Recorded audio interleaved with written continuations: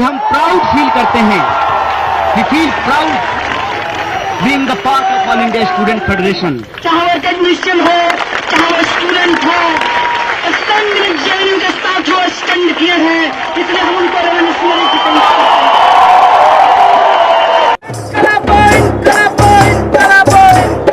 जिंदाबाद जिंदाबाद जिंदाबाद जिंदाबाद। तो हम क्या चाहते हैं? आजादी भुखमरी से आजादी।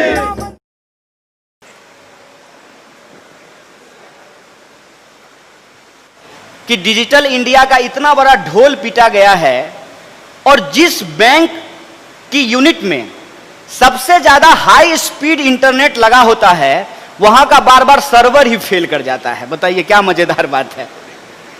अक्सर जब आप बैंक पहुंचेंगे तो कहेगा कि सर्वर नहीं काम कर रहा है, मतलब पैसा तो भेज दिए हैं, कहीं हवा में अटक गया है, वो पहुंचा ही नहीं है। अब आप बताइए कि इसके लिए कौन रिस्पॉन्सिबल है? एज ए कंज्यूमर मैं रिस्पॉन्सिबल नहीं हूं और एज ए बैंक एम्प्लॉय आप रिस्पॉन्सिबल नहीं है, लेकिन इसको झेलता कौन है? इसको झेलते हैं इस देश के जो आम लोग हैं, जिनको हम कहते हैं कॉमन सिटीजन। और यह जो कॉमन सिटीजन की परेशानी होती है, उस परेशानी को फेस करने के लिए आपको जाली के पीछे बिठा दिया गया है। आजकल शीशा लगा दिया गया है, उसको वहां पे बिठा दिया गया है। प्रश्न यह है कि पब्लिक को फेस करें आप, पब्लिक का गुस्सा फेस करें आप, और पब्लिक आप ही को कामचोर समझती है। आखिर इसके लिए कौन जिम्मेवार है? इस बात पर एक बार गंभीरता से विचार कीजिएगा। और रायलू साहब थोड़े एग्रेशन में और गुस्से में यह बात कह रहे थे, लेकिन अगर शांतिपूर्वक इस बात को सोचा जाए तो जो लोग, आवाज नहीं आ रही है क्या मेरी? अच्छा ठीक, ये रुकावट बन रहा था। प्रश्न ये है कि आप पब्लिक डीलिंग में हैं, आप पब्लिक सर्विस में हैं, आपको पब्लिक का गुस्सा झेलना पड़ता है और पब्लिक का डिमांड भी जायज है।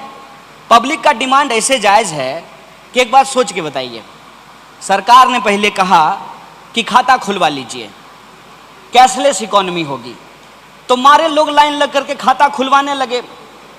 जनधन का खाता, तरह तरह का खाता लोग खुलवाने लगे। खाता जब खुल गया तब बैंक बोली कि आपको मिनिमम बैलेंस मेंटेन करना पड़ेगा। अब बताइए मिनिमम बैलेंस कौन मेंटेन नहीं कर सकता है? मिनिमम बैलेंस तो हमारे जैसे लोग ही मेंटेन नहीं कर पाएंगे ना, जिनका कोई फिक्स इनकम नहीं है, रिक्शा चलाने वाला, ठेला चलाने वाला, सब्जी बेचने वाला, जूता सिलने वाला, नौजवान, विद्यार्थी, महिला, जो कभी कभी पति रात को सो गए हैं तो जेब टटोल करके देख लेती है कि कुछ इसमें बचा हुआ है कि नहीं है। अगर कुछ बचा हुआ है तो सेविंग अकाउंट में इसको डाल दिया जाए। तो वो मिनिमम बैलेंस कहाँ से मेंटेन करेंगे?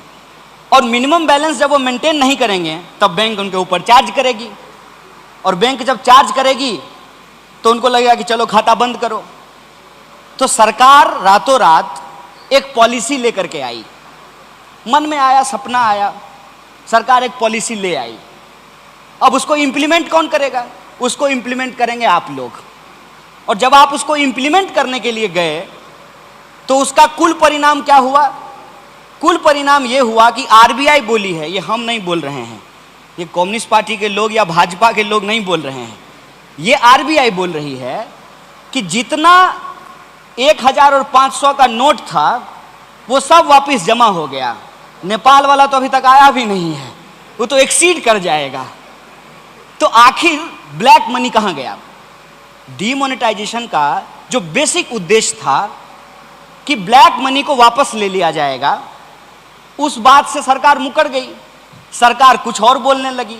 जैसे आप गए हो सब्जी के दुकान पे सब्जी खरीदने के लिए और दुकानदार के पास सब्जी नहीं हो तो वो कहे कि आम ले लीजिए। पता है इसका कोई मतलब है? जरूरत थी नोटबंदी करने की।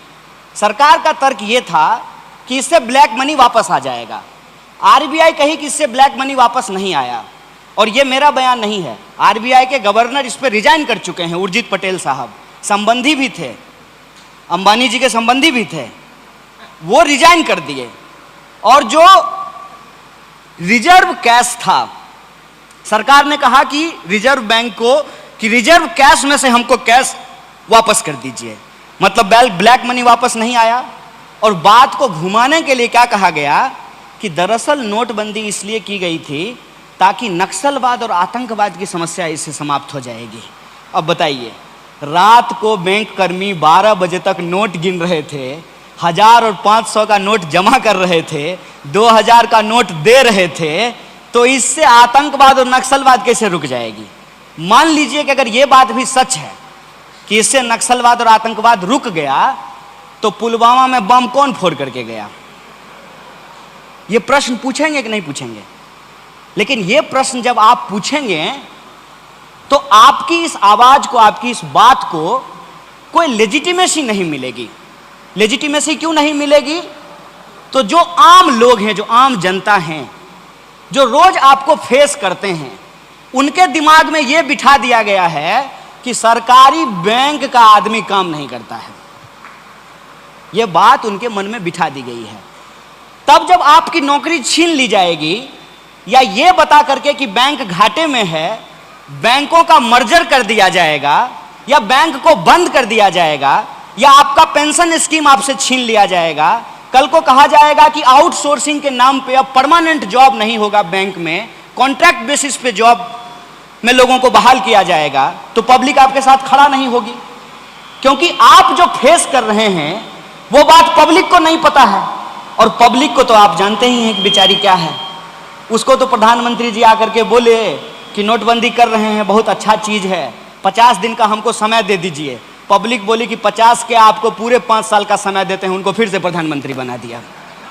फेस कौन करेगा? फेस तो आप करेंगे ना। ये एक नीतिगत सवाल है, ये एक पॉलिसी लेवल क्वेश्चन है, और जब आप इस पॉलिसी लेवल क्वेश्चन को रेज करेंगे तो सबसे पहला बात आपके सामने जो थ्रो किया जाएगा वो ये कि आप बैंक कर्मी हैं, आप राजनीतिक बात क्यों कर रहे हैं?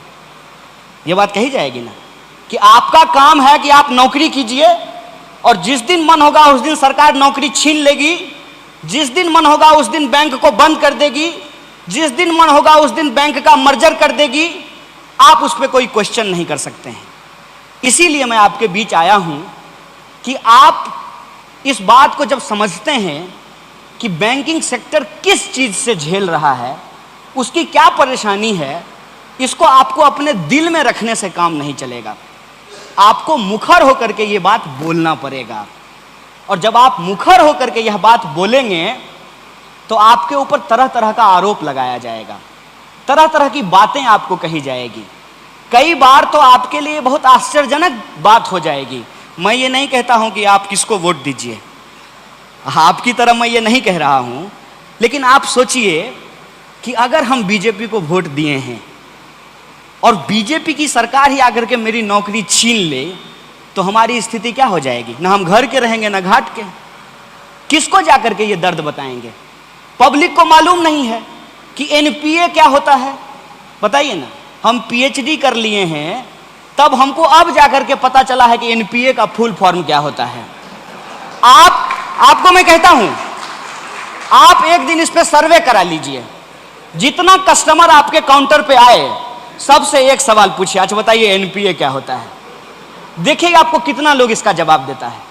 नॉन परफॉर्मिंग एसेट्स, ऐसी अंग्रेजी बोलने में जी टेढ़ा करना पड़े, तब पर भी जाकर के उसका असली मतलब समझ में नहीं आए। और गूगल पे जाकर के problems of banking sector in India जब आप टाइप करेंगे तो जो आर्टिकल सबसे ऊपर आएगा इकोनॉमिक टाइम्स का, उसमें 9 कारण दिखाए गए हैं, और उसमें पहला कारण क्या बताया गया है? पहला कारण यह बताया गया है कि रूरल एरियाज के जो ब्रांचेज हैं वो ठीक से परफॉर्म नहीं कर रहे हैं, इस वजह से बैंकिंग सेक्टर को घाटा हो रहा है। मैं सेंट्रल बैंक की बात नहीं कर रहा हूं, मैं रूरल बैंक की बात कर रहा हूं। रूरल बैंक के ब्रांच में आप जाइएगा, 2 लोग ब्रांच चला रहे हैं, 2 लोग। अब समझ में ही नहीं आता है कि कौन मैनेजर है और कौन क्लर्क है, कौन प्यून है और कौन दरबान है। हमारा कुछ साथी रूरल बैंक में मैनेजर हुआ, तो इधर हम फोन किए, क्या हालचाल है? सब बढ़िया है, सब ठीक है। और नौकरी? बोला छोड़ दिए। बोले काहे भाई? नौकरी मिलना तो भगवान मिलने जैसा है। आपको याद है जब आपकी बैंक में नौकरी लगी थी तब मिठाई बटा होगा, पूजा दिए होंगे, मजार पे चादर चढ़ाए होंगे? नहीं, नौकरी मिलना थोड़ा मामूली चीज है। जैसे लड़का अगर खोजा जाए तो गर्व से कहा जाता है कि लड़का पीओ है। अब पीओ साहब का हालत जाकर के रात को देखिएगा 8 बजे।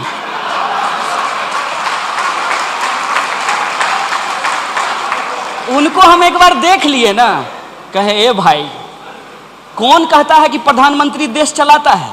देश तो पीओ चला रहा है। दिन भर का कैश से लेकर के, सिक्का से लेकर के, डेबिट क्रेडिट खाता मिला करके तब ताला मार करके पीओ साहब जाएंगे। यही स्थिति है ना। किस वर्किंग कंडीशन में आप काम करते हैं? वो बोला कि एक तो जो है कभी बाढ़ में, सुखाड़ में, जंगल में, पहाड़ में ब्रांच होता है, वहां की नौकरी है। 2 एम्प्लॉय हैं, एगो को बैंक में छोड़ करके जाते हैं, कभी काउंटर पे बैठता है, कभी गेट पर आता है। और उसके बाद हम फील्ड में जाते हैं, क्या वसूलने के लिए? एनपीए रिकवर करने के लिए जाते हैं। एनपीए की सच्चाई क्या है?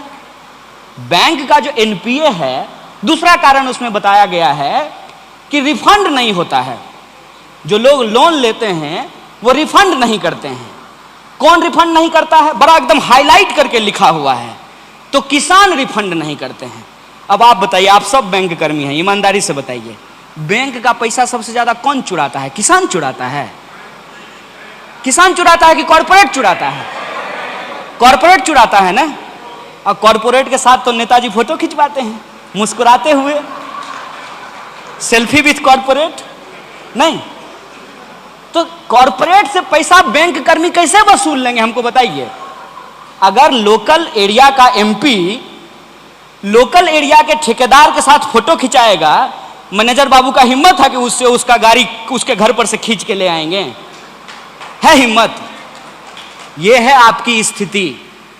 और ये जो स्थिति है, इस स्थिति पे आप कब तक चुप रहेंगे? जितना दिन आप चुप रहेंगे उतनी जल्दी आपके पैर के नीचे से जमीन खिसकती चली जाएगी।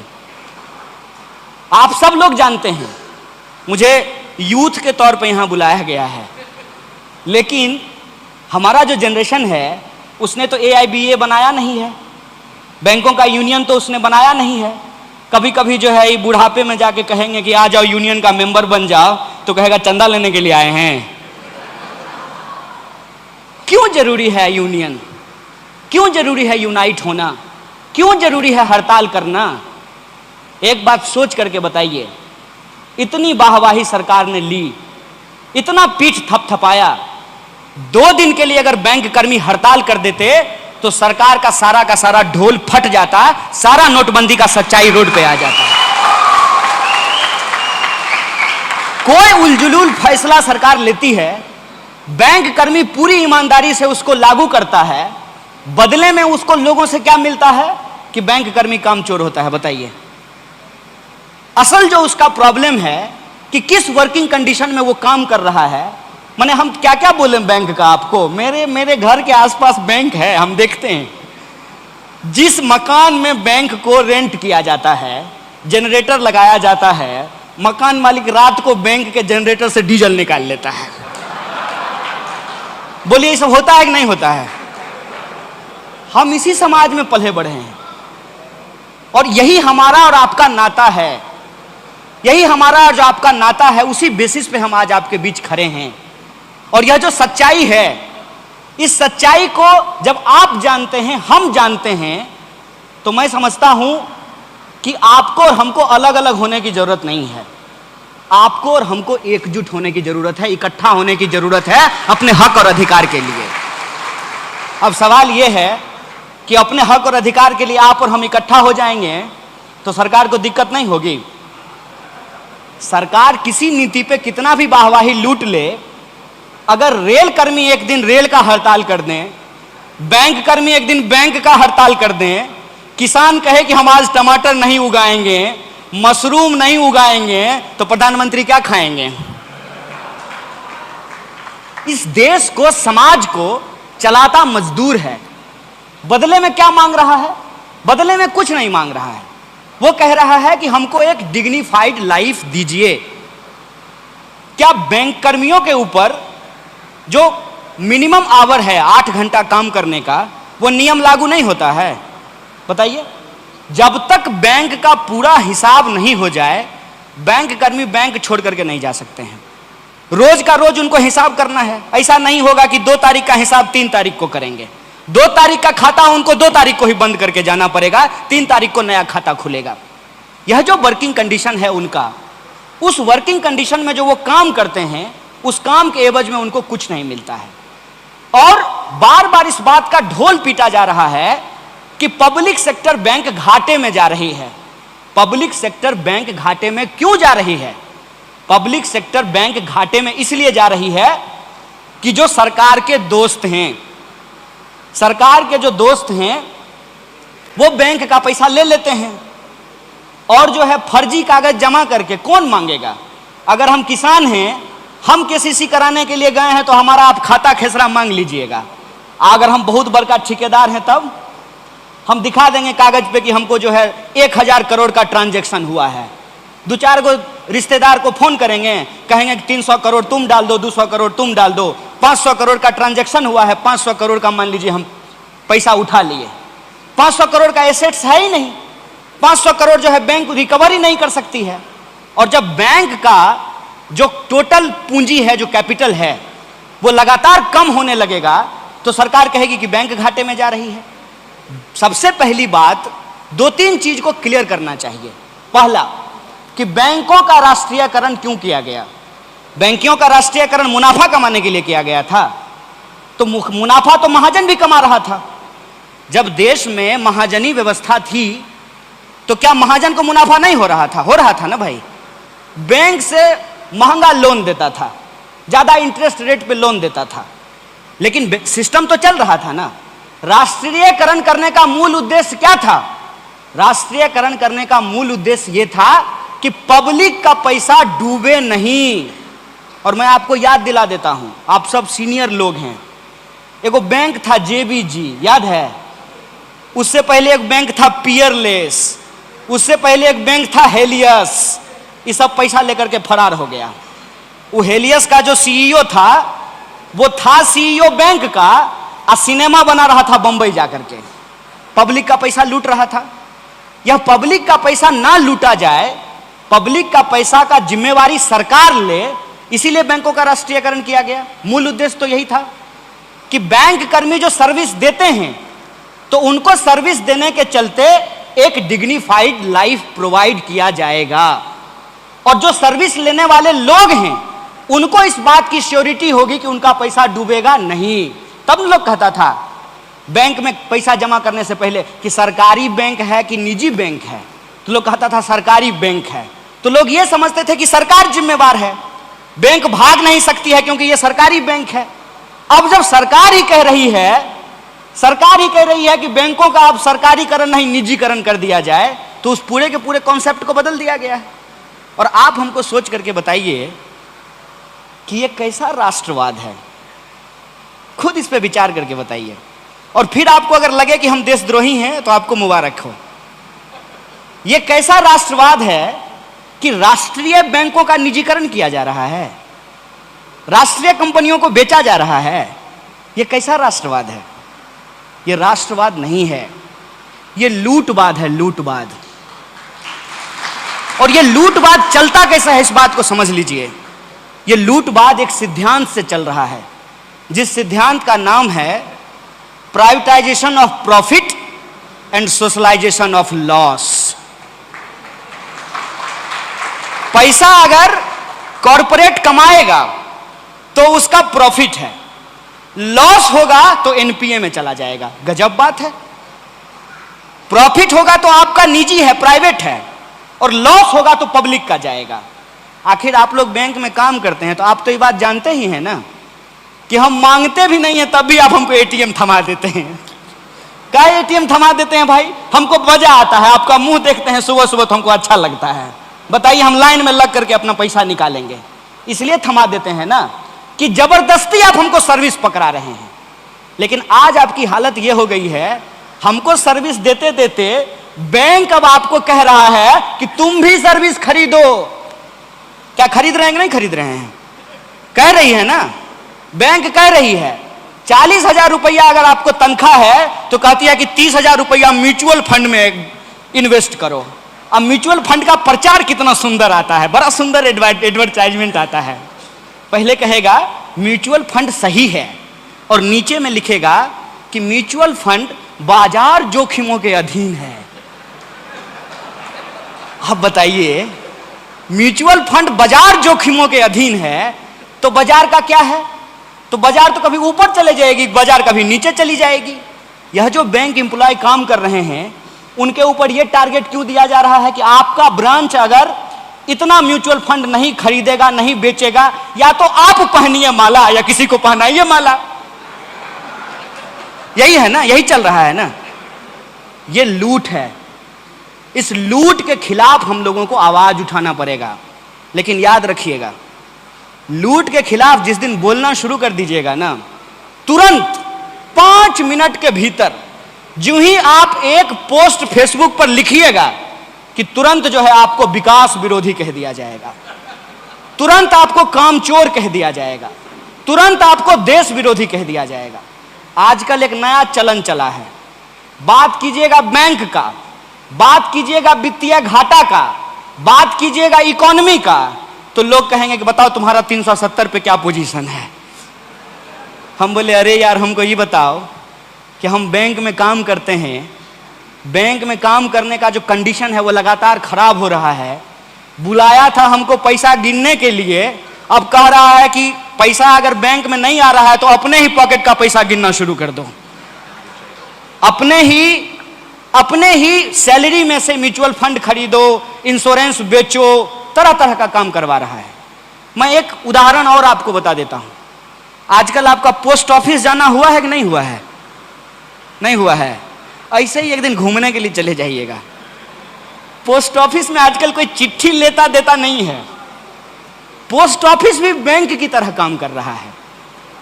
एक प्रश्न आप सोच करके बताइए कि अगर बैंकिंग सेक्टर को घाटा हो रहा है, राष्ट्रीय बैंकों को मर्जर करने की जरूरत है, राष्ट्रीय बैंकों का निजीकरण करने की जरूरत है, राष्ट्रीय बैंकों को बंद करने की जरूरत है, तो फिर सरकार पोस्ट ऑफिस को बैंक क्यों बना रही है? सोचें इस बात को, क्यों बना रही है? इसलिए बना रही है कि एन केन प्रकारेण आपके पास जो पैसा है, आपके पॉकेट में जो सेविंग मनी है, उसको निकाल करके कॉरपोरेट की चरण वंदना में उसको डाल देना है। यह मूल उद्देश्य है। और बाजार किन नियमों पे काम कर रहा है? नवरत्न तेल लगाते हैं कि नहीं? आज साउथ इंडिया में नहीं चलता होगा, नॉर्थ इंडिया में एक तेल चलता है नवरत्न तेल। नवरत्न का बोतल जो है वही अमिताभ बच्चन वाला कूल कूल। तो नवरत्न का जो बोतल है वो पहले शीशा का आता था, फिर प्लास्टिक का आया, अब दाम उसका बढ़ता था। दाम रोज बढ़ता है नहीं, जिस गति से आपकी सैलरी बढ़ती है उसके दुगने स्पीड से महंगाई बढ़ता है।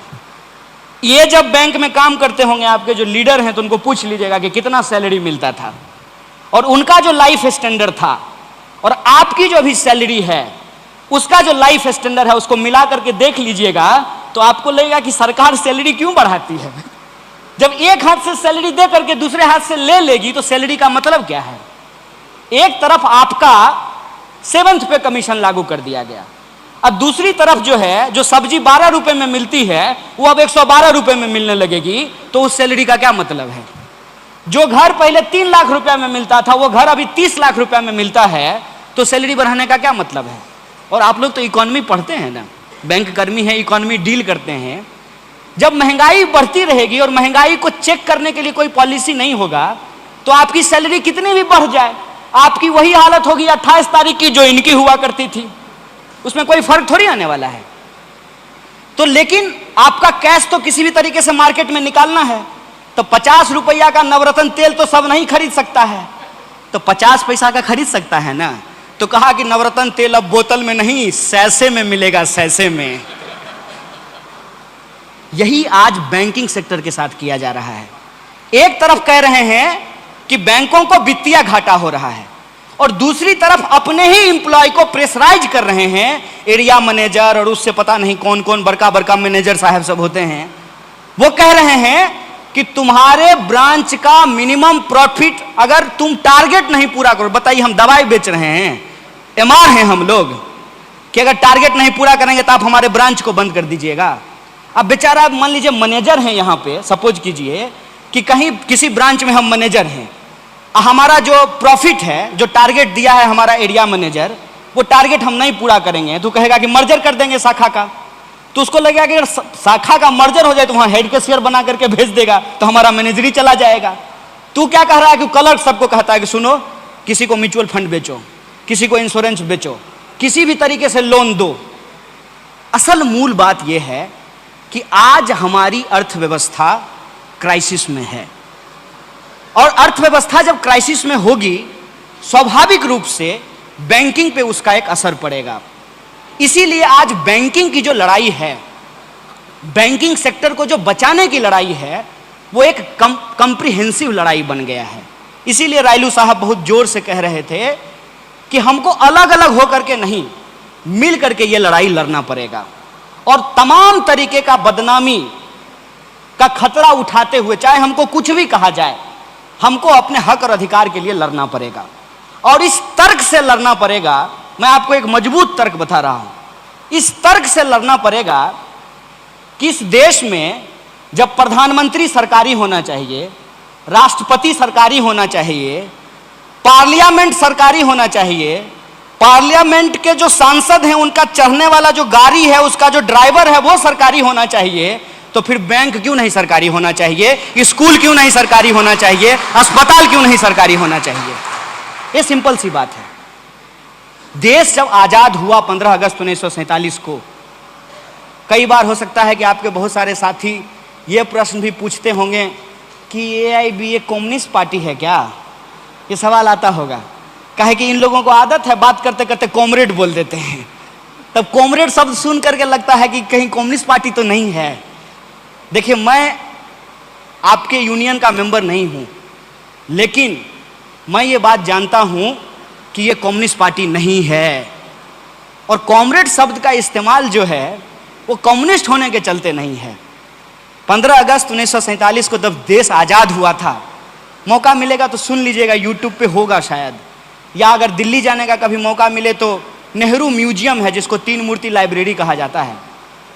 जब देश आज़ाद हो रहा था तो जैसे मोदी जी राष्ट्र के नाम संदेश देते हैं ना, उस वक्त नेहरू जी राष्ट्र के नाम संदेश दिए थे और उनका जो संबोधन था वो अपनी बात ही यहां से शुरू किए थे, फ्रेंड्स एंड कॉमरेड्स। ये मैं हिस्टोरिकल फैक्ट बता रहा हूं। तो जब देश आजाद हुआ तो आजादी के बाद हिंदुस्तान को एक वेलफेयर स्टेट बनाना था और वेलफेयर स्टेट बनाने की दिशा में बैंकों का राष्ट्रीयकरण एक माइलस्टोन वर्क था और इस काम को आपके यूनियन के लीडर ने तत्कालीन प्रधानमंत्री इंदिरा गांधी से मिलकर के बैंकों के राष्ट्रीयकरण करने का काम किया था। आप सिंपल सी यह बात समझ लीजिए कि आज अगर बैंकों को डीनेशनलाइज किया जा रहा है एक नेशनलिस्ट गवर्नमेंट के द्वारा, तो आप यह समझ लीजिएगा कि सरकार और स्टेट वेलफेयर के प्रोग्राम को छोड़ रही है और वेलफेयर के प्रोग्राम को छोड़ने की दिशा में यह सबसे ज्यादा जरूरी है कि ऑर्गेनाइज सेक्टर को अनऑर्गेनाइज्ड कैसे किया जाए। और आप जानते हैं कि हमारी इकोनॉमी आज जितना फॉर्मल है उससे ज्यादा इनफॉर्मल है। जितना एम्प्लॉयमेंट ऑर्गेनाइज सेक्टर में है उससे ज्यादा एम्प्लॉयमेंट अनऑर्गेनाइज सेक्टर में है। और ऑर्गेनाइज सेक्टर को यदि डिसमेंटल करना हो तो सबसे पहला हमला किस पे होगा? बैंक पर। सबसे दूसरा हमला किस पर होगा? रेलवे पर। तीसरा हमला किस पर होगा? दूसरे तरह के जो पब्लिक इंस्टीट्यूशन है उसके ऊपर। इसीलिए आज बैंकों को बचाने की लड़ाई दरअसल सिर्फ और सिर्फ बैंक को बचाने की लड़ाई नहीं है। यह लड़ाई संविधान की वह मूल भावना जिसमें यह कहा गया है जिसका मूल उद्देश्य यह है कि हम सब सिटीजन हैं और हम सिटीजन होने के चलते सरकार को सर्विस के बदले टैक्स देते हैं। हमारा और सरकार का क्या संबंध है? एक इंडिविजुअल का स्टेट के साथ क्या रिलेशन है? हम सरकार को टैक्स देते हैं, स्टेट बदले में हमको सर्विस और सिक्योरिटी प्रोवाइड करती है। जब सरकार हमको बदले में सर्विस और सिक्योरिटी नहीं प्रोवाइड करेगी तो हम बताइए हमारे टैक्स देने का क्या मतलब है? इसीलिए इस आइडिया को तोड़ने के लिए, इस आइडिया को डिस्ट्रॉय करने के लिए, वेलफेयर स्टेट के उस कॉन्सेप्ट को डिसमेंटल करने के लिए आज ऑर्गेनाइज सेक्टर के ऊपर अटैक किया जा रहा है। इसीलिए बैंकों को बचाने की लड़ाई इस देश में पब्लिक सेक्टर को बचाने की लड़ाई है और वेलफेयर स्टेट के उस कॉन्सेप्ट को बचाने की लड़ाई है जिसमें सिटीजन के लिए उनका सिटीजनशिप का राइट सबसे इंपॉर्टेंट होता है। उस राइट टू सिटीजनशिप को बचाने की लड़ाई है। इसीलिए मैं जब आज आपके बीच खड़ा हूं तो एक सिटीजन की जिम्मेवारी के साथ खड़ा हूं। मैं किसी पॉलिटिकल पार्टी के रिप्रेजेंटेटिव के तौर पे नहीं खड़ा हूं। और यह बैंकों की जो बचाने की लड़ाई है, मैं अगर यूथ होकर के सोचूं तो यह हमारे भविष्य को बचाने की लड़ाई है। इसीलिए हम तमाम अपने जो यूथ एम्प्लॉय हैं उनसे हम ये अपील करना चाहते हैं कि एक बात याद रखिएगा, हमारे दादा अगर आम का पेड़ नहीं लगाते तो हम आम खा पाते? ये लोग अपनी उम्र आज बिता चुके हैं। आज पूरा का पूरा जीवन हमारा है, पूरा का पूरा जो फ्यूचर है वो डार्क में आज हमारा है। इसीलिए खास करके मैं यूथ एम्प्लॉय को अपील करना चाहता हूं, you must aware about your right and our first important and essential right is to be organise. Right to organise is our constitutional right, we have to protect it. और यह जो organisation है, इस organisation के importance को समझिए और organised होकर के जब आप अपने हक और अधिकार के लिए लड़ेंगे, स्वाभाविक रूप से आपके ऊपर तरह तरह का आरोप लगाया जाएगा। मेरे ऊपर भी आरोप लगाया गया जिसकी चर्चा रायलू कर रहे थे। मैं उस सफाई में आपसे कुछ नहीं कहना चाहता हूं, मैं सिर्फ एक बात कहना चाहता हूं, मैं इतना बड़ा आदमी हूं क्या? बताइए, देश में थंबिंग मेजॉरिटी की सरकार है, मैं तो चुनाव हार गया हूं। 300 से ज्यादा लोगों ने उनको एमपी बना करके दे दिया है। कई राज्यों में उनकी सरकार चल रही है और जहां सरकार नहीं होती है वहां एमएलए खरीद करके सरकार बना लेते हैं। इतना पावरफुल लोग हैं और हम खुल करके, पूरी ईमानदारी से खुल करके इनके खिलाफ बोलते हैं। इसलिए बोलते हैं कि हम इनके खिलाफ नहीं हैं, हम अपने हक और अधिकार को समझते हैं, हम इस देश की महत्ता को समझते हैं, हम बैंकिंग और जो पब्लिक सेक्टर है उसके इंपॉर्टेंस को समझते हैं। अगर हम कुछ गलत किए होते तो हमको छोड़ देते? थोड़ा तो लॉजिकल होकर के सोचिए ना। अरे सही आदमी को तो ये लोग छोड़ते नहीं है, गलत आदमी को छोड़ देते हैं। बात यह है कि हमको डर नहीं लगता है। पता है क्यों? जिस निर्मला सीतारामन का नाम अभी लिया जा रहा था वो हमारी ही यूनिवर्सिटी से पढ़ी है, लेकिन उनके आंख में पानी नहीं बचा है। अगर उनके आंख में पानी बचा होता तो उनको यह पता होता कि एचएल परवाना नाम से जो फेलोशिप दिया जा रहा है वो उनकी यूनिवर्सिटी को दिया जा रहा है। तो वो सरकार की प्रशंसा में खड़े हैं, हम सरकार की आलोचना के लिए खड़े हैं, क्योंकि हम ये जिम्मेवारी समझते हैं कि कल को जब इतिहास लिखा जाएगा तो हमारा नाम बिकने वालों में नहीं, लड़ने वालों में लिखा जाएगा। उस लड़ाई के लिए हम खड़े हैं। और सर्टिफिकेट चाहिए क्या किसी से? सर्टिफिकेट नहीं चाहिए। सर्टिफिकेट हमेशा जो है वो समाज देता है, उसी समाज से आपको काटा जा रहा है। मैं आपसे ये नाता और रिश्ता जोड़ने के लिए आया हूं क्योंकि मैं ये जानता हूं कि आप किस कंडीशन में काम कर रहे हैं। उस काम को करते हुए अब आपको अपने लिए और अपने आने वाली पीढ़ी के लिए, नहीं कहते हैं एक्स्ट्रा करिकुलम एक्टिविटी, उस एक्स्ट्रा करिकुलम एक्टिविटी में आपको लर्निंग की भी जिम्मेवारी अपने कंधे पे लेनी पड़ेगी। और इस लड़ाई में आप मजबूती से आगे बढ़िए। हम पूरी हिम्मत से और हमारी जितनी ही ताकत है, हम बहुत बड़ा आदमी नहीं है। वो कहानी आप लोग सुने होंगे जंगल में आग वाली। जंगल में आग लगी तो बड़े बड़े जानवर भाग रहे थे। एक कोयल अपने चोंच में पानी भर करके आग बुझाने की कोशिश कर रही थी। बड़े बड़े जानवर हंसने लगे, बोले तुम्हारी छोटी सी चोंच से क्या हो जाएगा।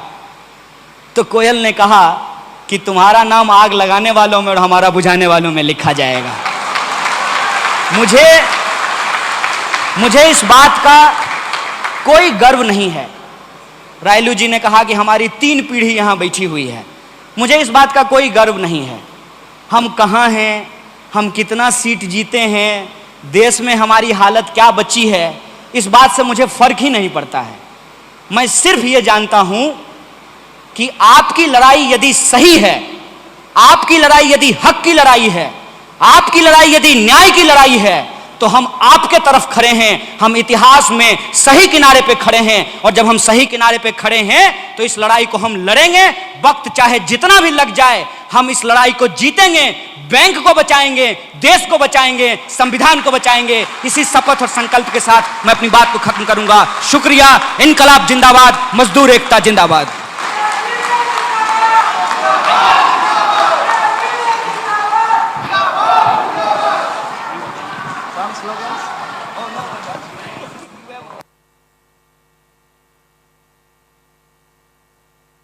But can I request Kanya? Lot of people are asking, they want to listen to your slogan shouting. Please come. Azadi. 2 minute का वो सब बोलेगा।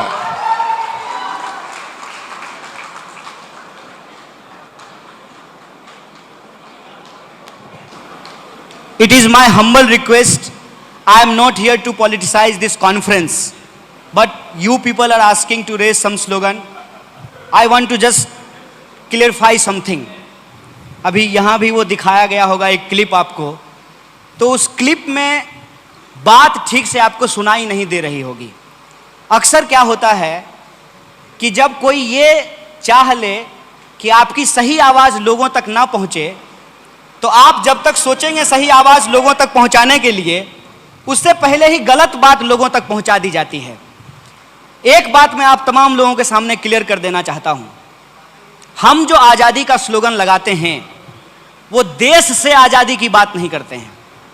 हम देश के भीतर जो गरीबी है, जो बेरोजगारी है, जो अत्याचार है, जो शोषण है, हम उससे आज़ादी की बात करते हैं। हम देश से नहीं, देश में आज़ादी की बात करते हैं। इस बात को आप लोग समझ लीजिए। और हमारी जो आज़ादी की मांग है, वो सिर्फ हम नहीं लगा रहे हैं। इसका एक इतिहास मैं आपको बता देता हूँ। 1942 में इंडियन पीपल्स थिएटर एसोसिएशन नाम का एक ऑर्गेनाइजेशन बना था, जिसमें देश भर के कलाकार अपनी कला के माध्यम से अंग्रेजों के खिलाफ लड़ रहे थे, ब्रिटिश एम्पायर के खिलाफ लड़ रहे थे। और वो जो गाना था, वो गाना आज़ादी के बाद भी लोग लगाते रहे अपने अपनी मांगों को लेकर। जैसे मान लीजिए आप बैंक कर्मी हैं, तो आप इस बात की मांग कर सकते हैं 12 घंटे की काम से आज़ादी। संविधान कहता है कि 8 घंटे से ज़्यादा काम नहीं होना चाहिए। 8 घंटे से अगर आप ज़्यादा काम करते हैं, तो अगर आप 1 मिनट काम करते हैं तो आपको 2 मिनट का पेमेंट मिलना चाहिए। अगर आप 2 मिनट काम करते हैं तो आपको 4 मिनट का पेमेंट मिलना चाहिए। ये हमारा मिनिमम वेज का एक्ट कहता है, जो पार्लियामेंट में पास हुआ है। तो आपको अपनी समस्याओं से आज़ादी चाहिए। किसान को उनके फसल का दाम नहीं मिल रहा है, उनकी जो मेहनत की लूट है, उनको उस बात से आज़ादी चाहिए। जो महिलाएं हैं, वोट का अधिकार बराबर है। पुरुष का वोट भी एक, महिला का वोट भी एक। लेकिन आप जानते हैं कि आज भी हमारे घरों में महिलाओं को वो बराबरी का अधिकार नहीं मिला है। तो उनको उस पुरुषवादी मानसिकता से आज़ादी चाहिए, उस बलात्कारी मानसिकता से आज़ादी चाहिए। जो जातिवाद का दंश है, वो हमारे समाज को डस रहा है, लोगों को उससे आज़ादी चाहिए। लेकिन यह जो तराना है, यह जो गाना है, जिसका इतिहास इस देश के आज़ादी के आंदोलन के इतिहास से जुड़ा हुआ है, आज उसको लगातार बदनाम करने की कोशिश की जा रही है। आपके पास भी कोई अगर नकली वीडियो पहुंचा होगा व्हाट्सएप के माध्यम से, तो यह कहा गया होगा कि हम लोग कश्मीर के अलगाववादियों का समर्थन कर रहे हैं। ऐसा बिल्कुल भी नहीं है। हम लोग अपने हक और अधिकार की बात कर रहे हैं। मैं चाहता था कि आपके कॉन्फ्रेंस को मैं बिल्कुल भी पॉलिटिसाइज ना करूं, लेकिन आप लोगों की भावना का सम्मान करते हुए आपकी इजाजत से मैं वो स्लोगन गाऊंगा और आप अपने कान से सुन लीजिए और तय कर लीजिए कि आप इस गाने के साथ खड़े होते हैं कि नहीं होते हैं।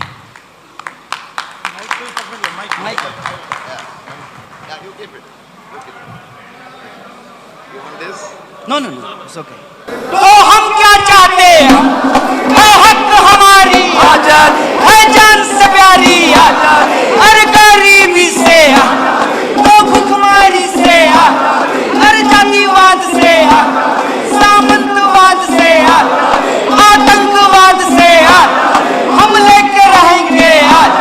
तुम कुछ भी कर लो, है हक हमारी आजादी, महिलाएं मांगे आजादी, तो पुरुष भी बोला आजादी, मजदूर भी बोला आजादी, किसान भी बोला आजादी, तो मैं भी बोलूं आजादी, तो तुम भी बोलो आजादी, हम लेके रहेंगे आजादी। अरे सुन ले मोदी आजादी, हम नहीं रुकेंगे आजादी, हम नहीं झुकेंगे आजादी, तुम कुछ भी कर लो आजादी, तुम जेल में डालो आजादी, तुम पुलिस बुलाओ आजादी, तुम डंडे मारो आजादी, हम नहीं रुकेंगे आजादी, हम नहीं डरेंगे आजादी, हम नहीं झुकेंगे आजादी, हम लेके रहेंगे आजादी। महिलाएं बोले आजादी, तो पुरुष भी बोला आजादी, हर गरीबी से आजादी, तो भुखमरी से आजादी, सामंतवाद से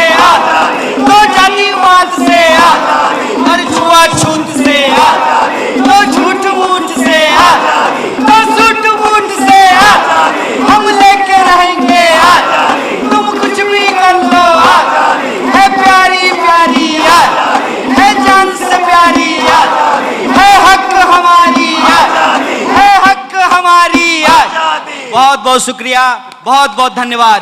इनकलाब जिंदाबाद, AIBA जिंदाबाद, जिंदाबाद जिंदाबाद मजदूर एकता जिंदाबाद, जिंदाबाद जिंदाबाद हमारी लड़ाई जिंदाबाद। जिंदाबाद जिंदाबाद। तो आवाज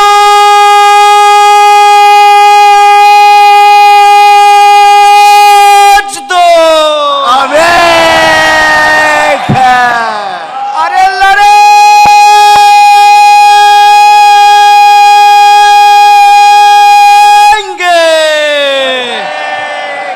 बहुत बहुत शुक्रिया, thank you thank you thank you very much. Very nice very nice.